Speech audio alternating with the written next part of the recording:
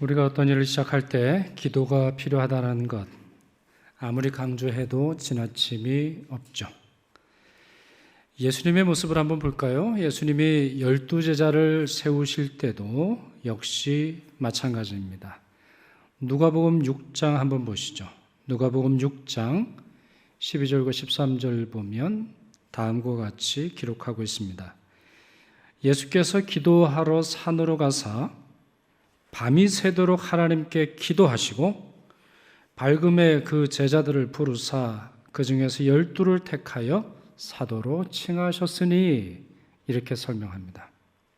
예수님이 기도하러 산으로 가셨고 밤이 새도록 기도하신 후에 제자를 택하시고 사도라 칭하셨다, 이렇게 말하고 있습니다. 여러분, 예수님이 기도가 필요합니까? 어떻게 생각하세요? 예수님이 능력이 모자라시나요? 예수님 뭐가 부족하세요? 예수님이 누구의 도움을 필요로 하는 분이세요? 아니에요. 그분이 하나님이시고 그분은 우리의 중보자이시며 우리의 기도를 들으시는 분이시죠. 그래서 여러분, 우리의 기도 맨 마지막에 우리가 어떻게 마무리를 하죠? 예수 그리스도의 이름으로 기도합니다 그랬어요.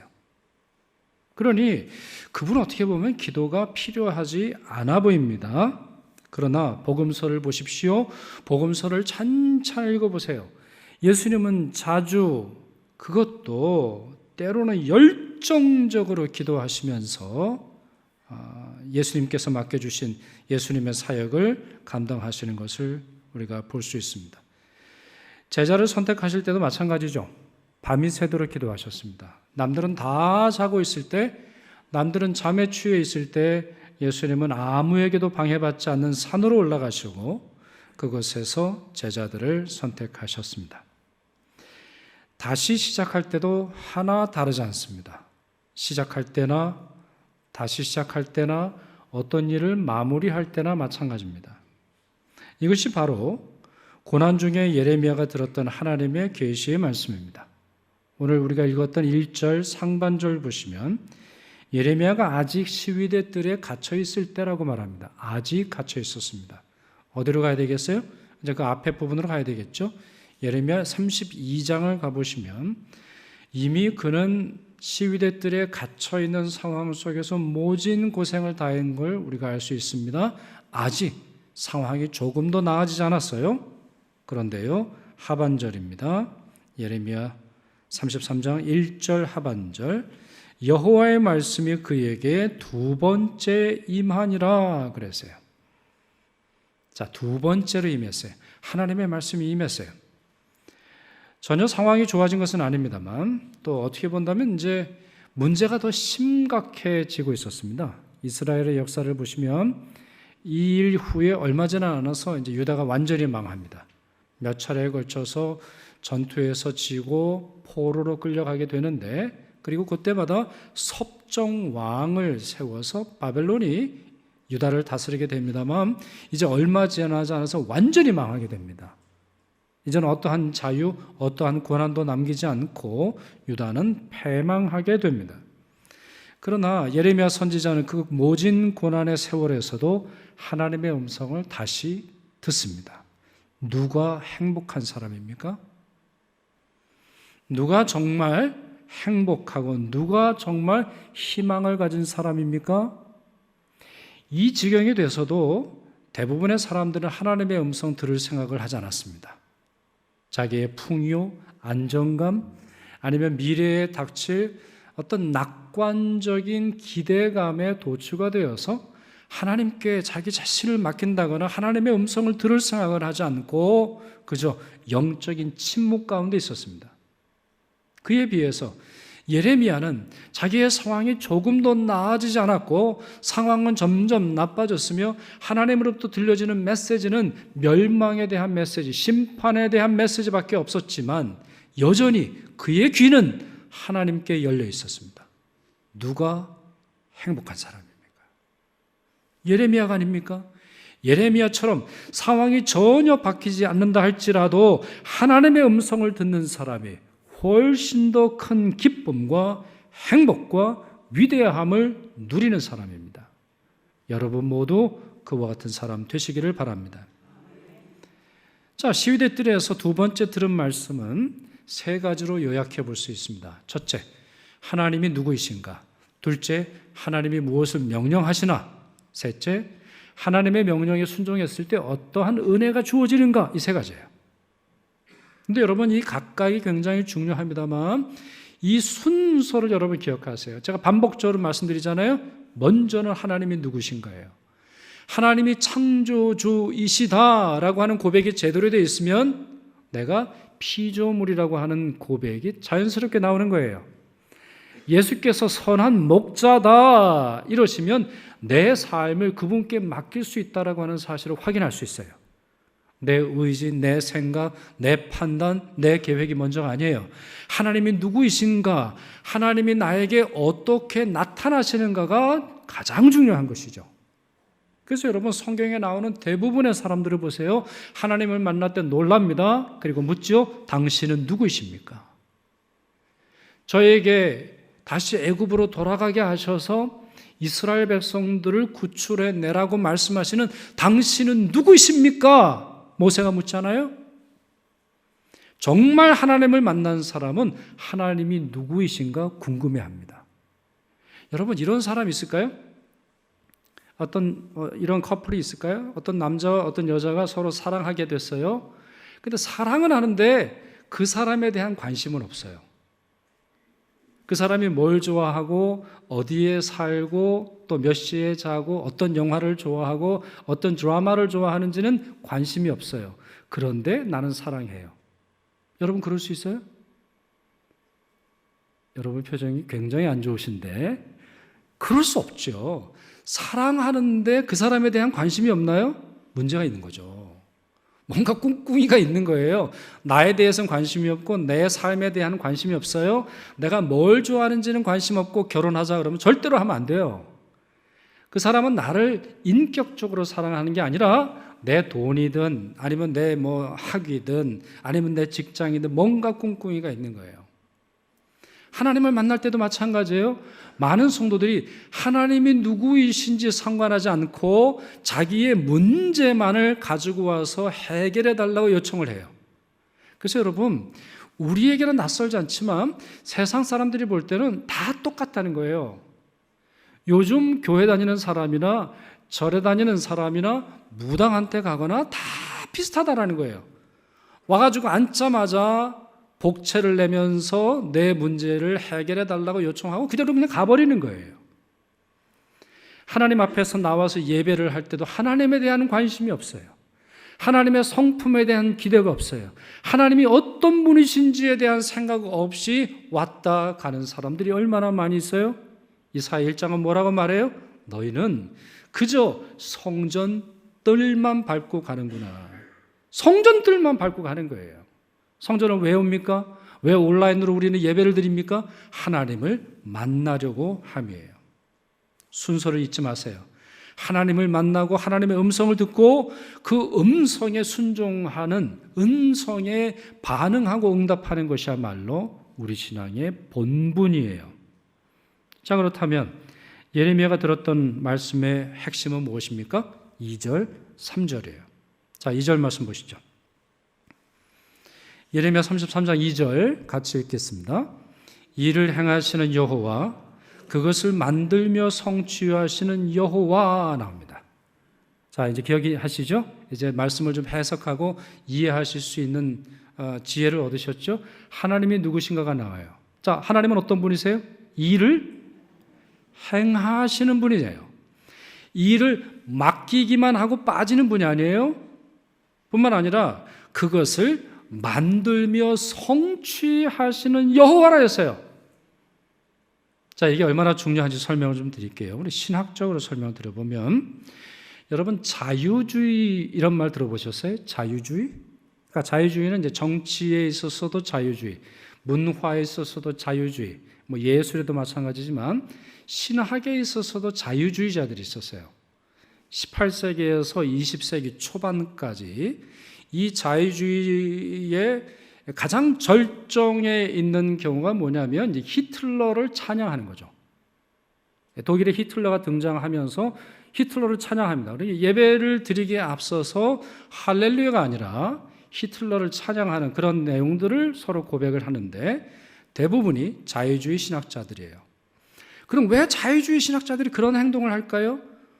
왜 예수 믿는 행동을 포기하고 성경이 가르치는 바를 포기하고 히틀러 정치가를 찬양하고 오직 정치로 교회를 어지럽히게 할까요? 그들의 신학 때문이에요. 그럼 그 무슨 신학입니까? 이 자유주의는 어떻게 생각을 했냐면요, 하나님께서 천지를 창조하신 후 사람에게 이성을 주시고 사람은 그 이성을 통해서 세상을 다스리는데 하나님은 뒷짐지고 가만히 계신다, 이렇게 주장을 했어요. 그래서 비유로 말하는 게 뭐냐면 시계 태엽이죠. 여러분 옛날 시계 기억나세요? 옛날, 요즘도 이렇게 막 흔들면 가는 그런 시계 있는지 모르겠습니다만 옛날엔 태엽을 감잖아요. 그럼 태엽을 감으면 그거 감아놓고 그리고는 이제 자동으로 돌아가요. 자동. 인간은 자동으로 움직여요. 자율적이에요. 자유가 있어요. 스스로 판단할 힘을 가지고 있어요. 이게 자유주의자의 핵심이에요. 그래서 성경을 이해할 때도 이성적으로 잘 이해가 안 되면 다 잘랐습니다. 정말 다 잘랐어요. 그래 오려서 이성적으로 이해하는 내용만 하나님의 말씀으로 받아들일 뿐 어떠한 하나님의 초월, 하나님의 역사, 하나님의 신비는 믿으려고 하지 않았어요. 그런데 여러분 이 말씀을 다시 보세요. 하나님은 어떠한 이성에게만 맡기고 뒷짐지고 계신 분이세요? 아니면 여러분 캐톨릭도 한번 생각을 해보시죠. 캐톨릭 아니면 캐톨릭뿐만 아니라 우리 개신교에서도 교권주의자들이 있어요. 교회를 담임 목사에게 맡겼다. 그래서 목사의 말을 들어야 하는데 전적으로 하나님은 목사에게만 맡기셨기 때문에 목사의 말을 부정한다거나 아니면 목사의 말을 거부를 하면 저주를 받는다는 이야기가 교권주의자들이 하는 말이에요. 성경주의자들이 아니에요. 바른 신앙 있는 사람들이 결코 아니에요. 자, 그렇게 말할 때 무슨 문제가 생깁니까? 하나님은 목사에게 교회를 맡기시고 뒷짐지고 계시는 겁니까? 성도들의 기도를 외면하신다는 얘기예요? 교회에 어떤 일에 있어서도 관여하지 않으신다는 분이세요? 아니에요. 굉장히 자유주의자와 유사한 주장을 하는 거예요. 성경을 말하는 것처럼 보여도 아니에요. 하나님은 일을 행하시는 분이세요. 그분은 알파와 오메가이세요. 단순히 천지를 창조하시고 뒷짐지시는 분이 아니잖아요. 그렇잖아요, 여러분. 성경 66권을 보세요. 하나님은 역사에 개입하십니다. 사람의 운명에 개입하십니다. 죄인들의 삶을 막아서십니다. 아무것도 알지 못하고 계시도 없는 시대 속에서는 예언자를 보내서 깨닫게 하시잖아요. 누가 하세요? 하나님이 하시는 거죠. 하나님은 일을 행하시는 분이세요. 시작과 끝, 알파와 오메가라고 하는 이 말을 잘 기억하세요. 시작과 끝만 행하시는 게 아니라 그 과정의 모든 것이 하나님의 통치 속에 있어요. 우리가 볼 때는 막히는 것 같고 우리가 볼 때는 굽어진 것처럼 보여도 하나님의 통치를 벗어나는 것은 이 세상에 존재하지 않아요. 그것이 우리의 신앙이에요. 우리 장로교인들의 신앙이죠. 자, 그렇다면 지금 예레미야에게 하나님이 어떤 분이신가를 설명하신 후에 그럼 무엇을 명령하십니까? 명령도 아주 심플해요, 여러분. 3절 보시죠. 너는 내게 부르짖으라. 이 세 단어가 다예요. 너는 내게 부르짖으라. 이게 예레미야에게 주신 명령입니다. 갇혀있는 자에게 주신 명령이에요. 자, 그러면서 하나님께서 이렇게 말씀하시죠. 내가 내게 응답하겠고 내가 알지 못하는 크고 은밀한 일을 내게 보이리라. 이런 말씀을 하십니다. 자, 이 말씀에서 핵심적인 내용은 세 단어로 우리 확인할 수 있어요. 첫째, 내게 부르짖으라 하셨어요. 자, 누구에게 부르짖습니까? 내게 부르짖으라. 하나님께 부르짖는 거예요. 여러분, 우리 모든 기도는 하나님을 향해 드리는 거예요. 가끔 이제 이런 경우가 있어요. 저희는 이제 가정 예배를 드리는데, 그리고 한때는 이제 그날 맡은 사람이 그날의 본문, 찬양, 기도 이걸 이제 다 해요. 근데 애들이 어렸을 때는 잘하는데 애들이 크니까 이제 안 하려고 해서 지금은 이제 기도만 소란이 돌아가면서 하는데, 어떤 때는 이제 고발전이 벌어질 때가 있습니다. 저는 이제 딸이 둘인데 이제 특히 둘째가 그랬던 것 같아요. 지금 생각해 보니까, 하나님, 언니가 저를 때리지 않게 해주세요. 뭐 이렇게 한 것 같아요. 지금 저희 애들이 이 설교를 또 들을 수도 있기 때문에 확실하게 기억은 안 납니다만, 여하튼 그렇게 이제 고발전이 벌어질 때가 있어요. 가끔. 그렇죠, 여러분. 아이들 보면 그렇잖아요. 아이들이 이제 꾀를 내 가지고 할아버지가 오면 왠지, 하나님, 장난감이 필요한데 우리 할아버지가 뭐 주게 하세요. 뭐 이런, 하여튼 그런 걸 해요. 가끔 우리의 기도가 하나님께 들으시도록 하는 게 아니라 다른 사람에게 할 때가 얼마나 많이 있는지 몰라요. 하나님을 향한 간구가 아니라 사람에 대한 메시지로, 내 애를, 아니면 내 남편을, 교인들을 그렇게 하나님이 아닌 사람을 향한 메시지로 바꾸어서 기도할 때 우리의 기도는 굉장히 허물어지고 있는 거예요. 기도가 뭔지 모르는 거죠. 기도는 하나님께 부르짖는 거예요.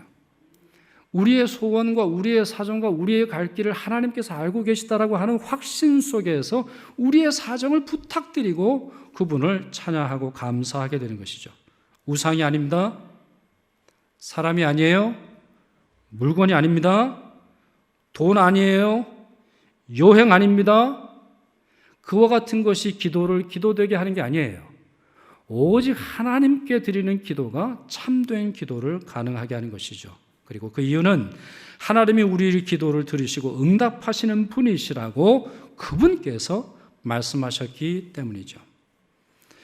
또한 본문에서 두 번째 포인트는 부르짖으라라고 하는 메시지예요. 그렇죠? 너는 내게 부르짖으라 이렇게 말씀하셨어요. 자, 이 말을 한국교회에서는 통성기도로 주로 이해합니다. 저도 그래요. 그리고 그렇게 이해한다고 해서 큰 문제가 생기는 것은 아닌 것 같아요. 부르짖고 통성기도 주여 소리치고, 그래 어떤 때는 이제 주여 하고 나서 목이 잠겨가지고 기도를 못하는 이제 그런 경우가 있단 말이에요. 히브리어 원문을 보니까 케라라고 하는 단어를 썼는데요, 부르고 찾으라라고 하는 말이에요. 그러니까 이게 사전적인 의미예요. 이 케라라고 하는 말은 부르다, 찾으라. 그럼 왜 부르짖음이 나왔을까?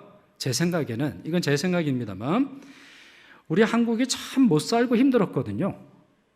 그래서 하나님을 찾을 때 우리는 기본적으로 부르짖었어요. 너무 힘드니까 부르짖었어요. 너무 힘드니까 하나님 할 때 그냥 곱게 하나님이 안 나오는 거죠. 하나님을 부르짖고 소리 높여서 하나님의 도움을 구했기 때문에 그렇게 부르짖으라라고 번역을 했지, 원래는 부르고 찾으라, 기도하라고 하는 말이에요. 통성기도를 특정적으로 하는 것이 아니라 기도를 말씀하시는 거죠. 실제로 구약 성경에서는 자크라고 하는 단어가 있는데요, 이 말이 짐승이 부르짖다, 슬피 통곡하다, 이런 단어로, 이런 뜻으로 사용되는 단어입니다. 자, 그래서 33장 3절 너는 내게 부르짖으라, 이 말을 공동 번역은 어떻게 번역을 했냐면 너는 나를 불러라.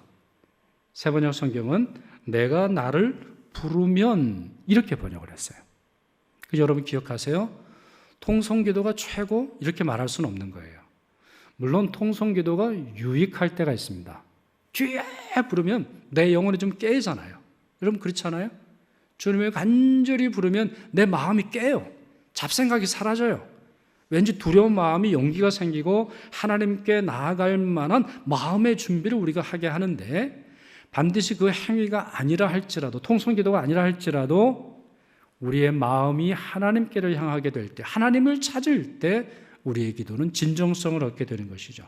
자, 그런데 세 번째 포인트가 중요한 거예요. 부르짖다라고 하는 말이 무슨 뜻이냐보다 더 중요한 것은 그렇게 됐을 때 어떤 일이 벌어지느냐예요. 자, 무엇이죠? 크고 은밀한 일을 너희에게 보여주겠다. 크고 은밀한 일은 뭡니까? 앞으로 닥칠 일을 말하는 거예요. 미래의 일. 미래는 우리 눈에 안 보이잖아요. 그러니 은밀하고 비밀스러운 일이죠.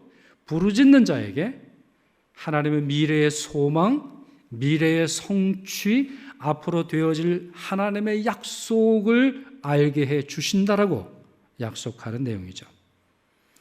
자, 이와 같은 내용은 예레미야 29장과 매우 유사합니다. 제가 지금 예레미야 33장 1절에서 3절을 말씀을 드리는데 앞에 좀 거슬러 올라가서 예레미야 29장에 봐도 유사한 내용이 담겨져 있어요.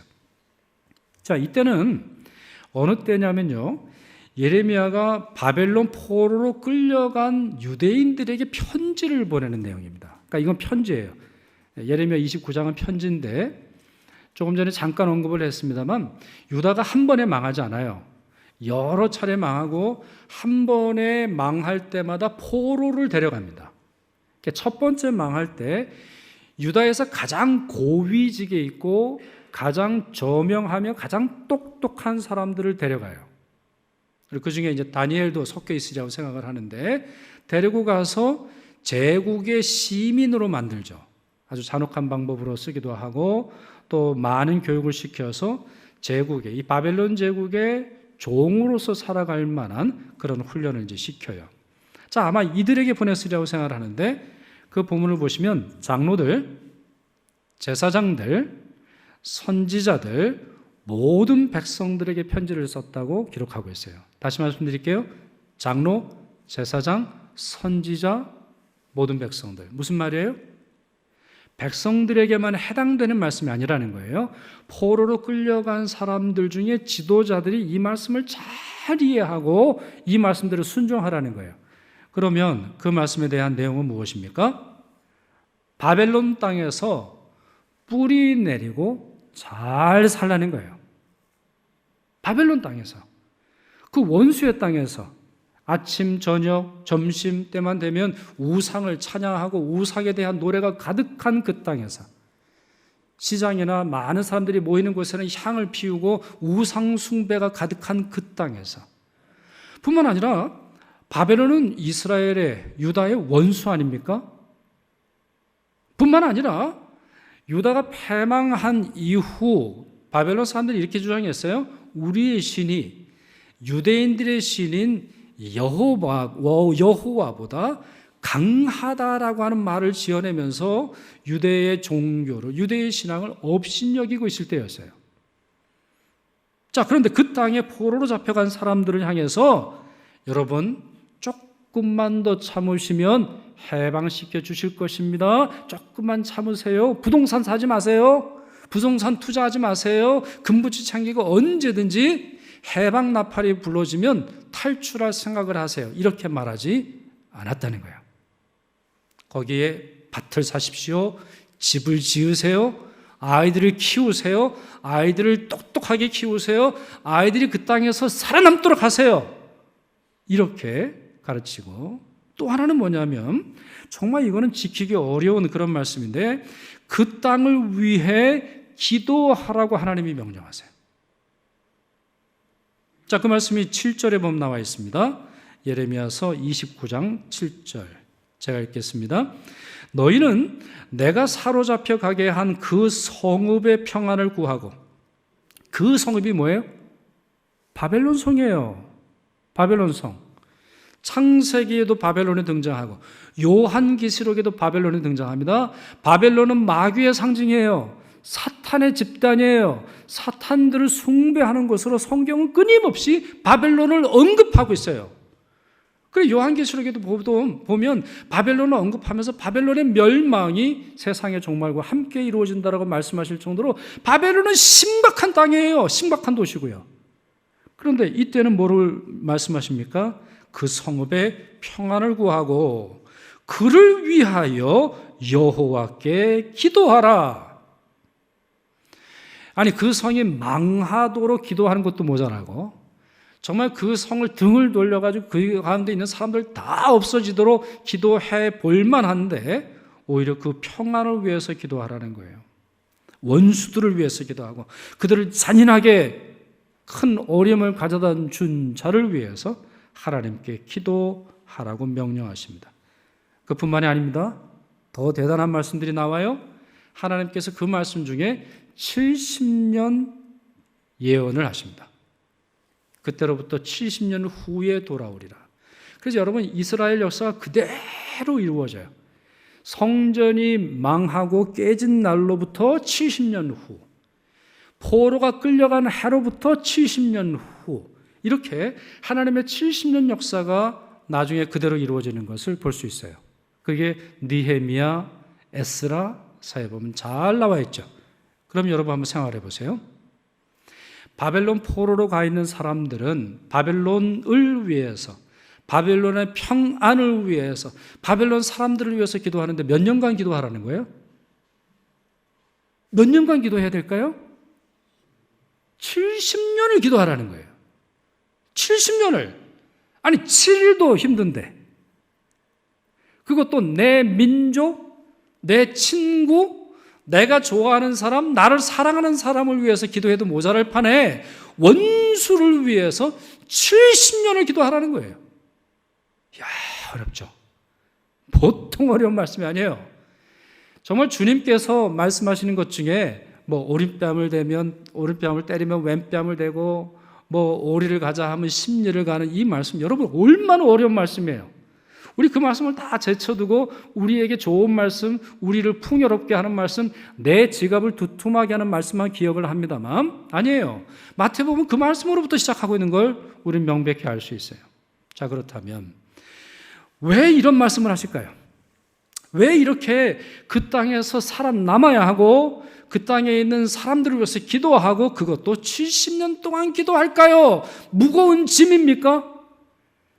지금 유다의 백성들을 잔인하게 다루시는 하나님의 방법이에요? 아니에요. 이 말씀 들어보세요. 예레미야 29장 11절 13절이에요. 너희를 향한 나의 생각을 내가 안 하니 평안이요 재앙이 아니니라.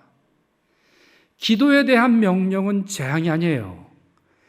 아무리 어려운 기도의 명령이라 할지라도 그건 재앙이 아니라 하나님의 평강이 그 가운데 담겨 있는 거예요. 여러분도 원수가 혹시 있나요? 여러분을 원수처럼 대하는 사람이 있어요? 그 사람들을 위해서 기도하는 거 쉽지 않죠. 그러나 그건 무거운 짐이 아니에요. 평안을 위한 하나님의 계획이에요. 이를 이루시기를 원하시는 하나님의 방법이죠. 말씀이 계속됩니다. 그 다음 말씀 뭐라고 되어 있어요? 너희에게 미래와 희망을 주는 것이니라. 미래와 희망이 어떻게 내게 주어집니까? 성도의 기도를 통해서 된다는 거예요. 원수를 향한 기도에서부터 바로 이 미래에 대한 평안과 희망이 주어진다는 거예요. 너희가 내게 부르짖으면 부르짖으라. 아까 어디서 봤죠? 33장 3절에 나와 있잖아요. 그 단어에 부르짖으면 내게 와서 기도하면 내가 너희들의 기도를 들을 것이요 너희가 온 마음으로 나를 구하면 나를 찾을 것이요 나를 만나리라. 전혀 하나님의 길이 보이지 않지만 기도하고 구하고 찾고 바람으로 말미암아 하나님을 만나고 하나님의 평강이 주어진다는 것이죠. 그런 점에서 여러분 이렇게 우리는 결론을 지을 수 있습니까? 부르짖음이 능력이다. 기도가 결국 새로운 힘을 가져다주고 새로운 소망과 미래에 주어질 하나님의 약속을 내게 주어지게 하는 실력이 된다는 것이죠. 지난 여름 동경올림픽이 있었죠. 저희 나라 선수들 참 열심히 잘 싸우시고 또 많은 그 감동적인 장면들을 연출해냈는데요. 남자 펜싱에 사브르 경기가 있습니다. 이렇게 펜싱 여러분 아시죠? 이제 찌르고 점수를 내는 거잖아요. 정말 빠르지 않습니까? 그래서 뭐 이게 누가 이겼는지 모를 정도로 그래서 뒤에 불이 들어와야 판독이 가능한 그런 경기입니다. 단체전에서 우리나라가 금메달을 땄어요. 정말 여러분 대단한 겁니다. 이게 우리 서양에서 시작된 경우고 서양 사람들에게 이게 유리한 경기인데 우리나라 선수들이 이제 금메달을 딴 거예요. 굉장한 겁니다. 개인전에서는 이제 금메달을 따지 못했어요. 개인전에서는 김정환 선수라고 이 선수도 아주 잘하는 선수죠. 이미 그 전전 올림픽에서 금메달을 한번 땄던 선수니까. 근데 이 선수만 동메달을 땄어요. 동메달도 잘한 건데 큰 위기가 있었어요. 자, 어떤 한 선수와 경기를 하는데요. 점수를 너무 많이 잃은 거예요. 너무 많이 잃었어요. 그것도 너무 정신없이 잃었어요. 순식간에 경기가 진행이 되니까 뭐가 문제인지도 생각할 수 없을 정도로 점수가 큰 폭으로 벌어졌습니다. 김정은 선수가 나중에 그 인터뷰에서 말을 하는데요. 자기 머리가 그냥 하얘졌대요. 여러분 그런 경험 있으세요? 머리카락이 하얗게 된 게 아니라 아무 생각이 없는 거예요. 아무 생각이 없는. 그냥 띵한 거죠. 잘 사는 줄 알았던 내 아이가, 내 손자, 손녀가 큰 어려움이 생길 때 할머니, 할아버지들 그냥 머릿속이 하얗게 되지 않습니까? 내 몸이 건강하리라고 생각을 하는데 뭔가 잘 안 움직이고 자꾸 뭐가 통증이 생겨서 알아봤더니 내 안에 큰 병이 있다라는 것을 들었을 때 머리가 그냥 하얘지지 않아요? 운전을 잘 하고 가고 있는데 사고가 나면 머리가 하얘지지 않아요? 무슨 말이에요? 어떻게 해야 될지 모르는 거예요. 뭘 어떻게 해야 될지 모르고 경기는 계속되는 거죠. 네, 심판이 주도하는 경기니까. 자, 이럴 때 좀처럼 경기장에서 보기 어려운, 아마 거의 없으리라고 생각하는데 그런 행동을 김정환 선수가 하죠. 소리를 쳤습니다. 어떻게 소리를 쳤냐면 본기라, 나 지금 뭐 해야 되냐? 이런 말을 한 거예요. 참 대단한 거예요, 여러분. 지금 올림픽 경기거든요. 근데 올림픽 경기에 감독을 찾은 것도 아니고 코치를 찾은 게 아니라 구본길 선수라는 선수를 찾은 거예요. 본기라, 나 지금 뭐 해야 하냐? 절박하게 부르짖었어요. 이 구본길 선수는 누구보다 이 김정환 선수를 잘 알아요. 같이 훈련을 했죠. 같이 장단점을 너무 잘 알아요. 같이 수많은 경기를 뛰었고 수많은 경쟁 속에서 살아남았던 그런 선수예요. 그 선수를 찾아내면서 본기라, 나 지금 뭐 해야 하냐? 부르짖었어요. 그렇습니다. 부르짖음이 실력이에요. 내가 부르짖을 사람이 있다는 것만도 이 경기를 뒤집을 수 있는 힘이 되는 거예요. 그렇다면 일을 행하시는 여호와, 그 일을 성취하시는 여호와 하나님께서 부르짖으라 명령하셨다면 우리는 언제든지 다시 시작할 수 있게 되는 것이죠. 본문 3절 말씀을 기억하시길 바랍니다. 너는 내게 부르짖으라. 내가 내게 응답하겠고 내가 알지 못하는 크고 은밀한 일을 내게 보이리라. 예레미야에게 주신 말씀이자 여러분에게 주신 하나님의 약속임을 믿습니다. 기도하는 민족은 망하지 않습니다. 이스라엘 역사가 보여주잖아요. 기도하는 교회는 망하지 않아요. 기도하는 가정은 망하지 않아요. 기도하는 아이는 결코 망하지 않아요. 망한 것처럼 보인다 할지라도 다시 시작할 수 있어요. 그 힘이 어디서 옵니까? 바로 기도에서 오는 것이고, 바로 그렇기 때문에 멸망이 임박해 있는 유다에게 주신 하나님의 메시지는 바로 부르짖으라, 이 말씀이었던 것이죠. 사랑하는 여러분, 말씀을 맺습니다. 이 하나님의 말씀을 믿고 신뢰하십시오. 그리고 기도하십시오. 가정을 위해서, 일터를 위해서, 교회와 민족과 열방을 위해서 기도하시는 여러분 되시길 바랍니다. 저는 이제 부임한 후 한 달 좀 넘었는데 마음속에 소망이 일어나요. 기도에 대한 불꽃이 일어요. 특히 제 마음속에서는 하나님, 기도하는 용사, 기도의 용사 300명을 주십시오. 이런 기도를 드립니다. 여러분 함께 기도해 주셔서 우리 교회가 돈으로 움직이는 교회, 제도로 움직이는 교회, 사람이 움직이는 교회, 담임 목사가 움직이는 교회가 아니라 성령이 이끄시는 교회 되기를 소망합니다. 그러려면 뭐가 필요해요? 기도가 필요한 거예요. 기도하는 자가 기도의 불꽃이 활활 타오름으로 말미암아 제단에서부터 기도의 능력이 나타나 새롭게 하시는 하나님의 역사에 동참하는 우리 모두가 될 수 있기를 바랍니다. 오늘 저는 설교를 찬양하면서 마치려고 하는데요, 복음성가 하나를 여러분 같이 불렀으면 좋겠습니다. 1절 가사가 이렇게 되어 있어요. 이 찬양은 요즘 이제 청년들이 주로 부르는 찬양이라 낯서실 수가 있는데 가사가 얼마나 좋은지 몰라요. 이 세상을 살아가는 동안에 나의 힘을 의지할 수 없으니 기도하고 낙심하지 말 것은 주께서 참 소망이 되심이라.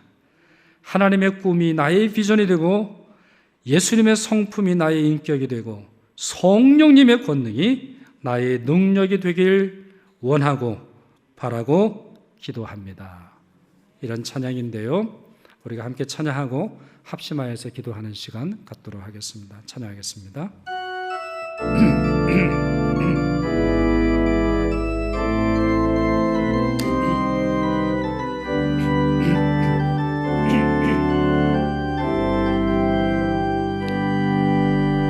이 세상을 살아가는 동안에 나의 힘을 의지할 수 없으니 기도하고 낙심하지 말 것은 주께서 참 소망이 되심이라. 하나님의 꿈이 나의 비전이 되고 예수님의 성품이 나의 인격이 되고 성령님의 권능이 나의 능력이 되길 원하고 바라고 기도합니다. 주의 길을 걸어가는 동안에 세상의 것 의지할 수 없으니 감사하고 낙심하지 말 것은 주께서 참 기쁨이 되심이라.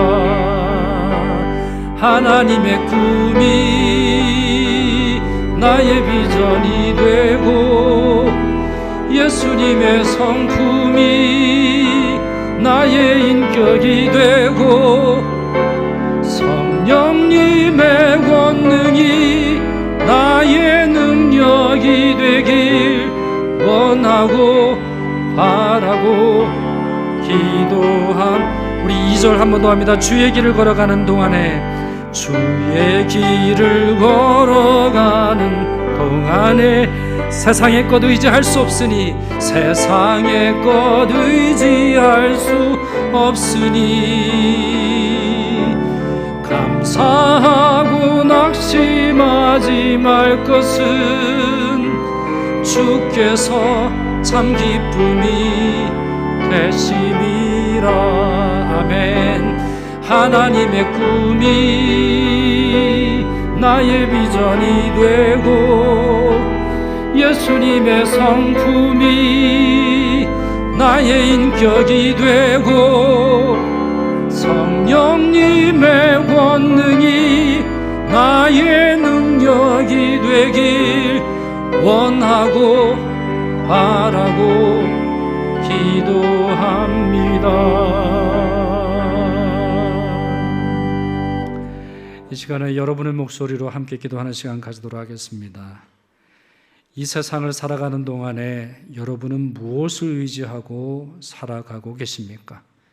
돈입니까? 명예입니까? 자존심입니까? 아이들입니까? 아닙니다. 하나님만 우리를 도우실 수 있습니다. 이 시간 함께 기도하실 때 낙망하고 절망하고 어려운 우리의 사정을 주님께서 잘 아심을 확신하고 하나님 새일 행하여 주옵소서, 다시 일어서게 하옵소서. 여러분 기도하실 수 있기를 바라고 우리 교회를 위해서 기도하실 수 있기를 바라고 특별히 우리 교회의 여러 환자들, 환우들 위해서 한번 기도하십시다. 암으로 인해서 또한 몸의 질병으로 인해서 정신적인 어려움으로 인해서 고난과 고통 가운데 있는 성도들을 주님 고쳐주시고 위로하시고 새일 행하여 주옵소서. 합심하여 기도하겠습니다. 참 좋으신 아버지 하나님, 주님의 은혜와 사랑에 감사를 드립니다. 예레미야처럼 갇혀있는 저희들, 예레미야처럼 여전히 갇혀있는 저희들, 예레미야처럼 상황으로 볼 때 어떠한 것도 개선되지 않는 우리의 삶의 모습들 주님이 잘 아심을 고백합니다. 아버지 하나님, 예레미야에게 주셨던 그 말씀처럼 저희도 부르짖어 기도합니다. 하나님을 찾고 하나님을 구하고 하나님을 바라고 하나님의 능력을 사모합니다. 하나님은 일을 행하시는 여호와, 일을 성취하시는 여호와, 우리를 사랑하시는 여호와, 우리의 모든 것들을 알고 계시는 세밀하신 하나님이시기 때문입니다. 그 약속을 의지하고 기도합니다. 아버지 하나님, 저희들 주님 앞에 더욱 기도하게 하옵시고 기도의 불꽃을 태우게 하옵시며 저희 교회에 300명의 기도의 영사를 허락하여 주옵소서. 그리하여서 기도의 힘으로 가르치고 기도의 힘으로 전도하고 기도의 힘으로 선교하고 기도의 힘으로 사랑하고 기도의 힘으로 이 역사를 바꾸어 나가는 데 쓰임받는 교회 되게 하여 주옵소서. 교회를 위해서 기도합니다. 성도들을 위해서 기도합니다. 육신의 연약함과 고난과 고통과 실직과 아픔과 나눔과 많은 시련 가운데 있는 성도들을 주님 앞에 올려드립니다. 원수까지도 기도하는 저희들 되게 하여 주옵시고, 그렇기에 저희들 가까이 있는 형제와 자매들 위해서 기도하고 서로 사랑하며 격려하는 교회 되도록 복내려 주시옵소서. 주님의 은혜를 바라봅니다. 주님의 은혜를 기도합니다. 주님 함께 하옵소서.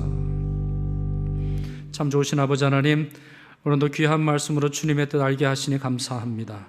기도하고 부르짖게 하여 주시옵소서. 기도가 능력이고 기도가 실력이고 기도가 재산이고 기도가 힘인 것을 고백하오니 기도하는 저희, 기도하는 가정, 기도하는 자녀, 기도하는 성도 되게 하여 주시옵소서. 그리함으로 말미암아 새 일 행하시는 하나님의 부흥의 능력이 우리로 말미암아 나타나게 하여 주옵소서. 우리 주님 예수 그리스도의 이름으로 기도하옵나이다. 아멘.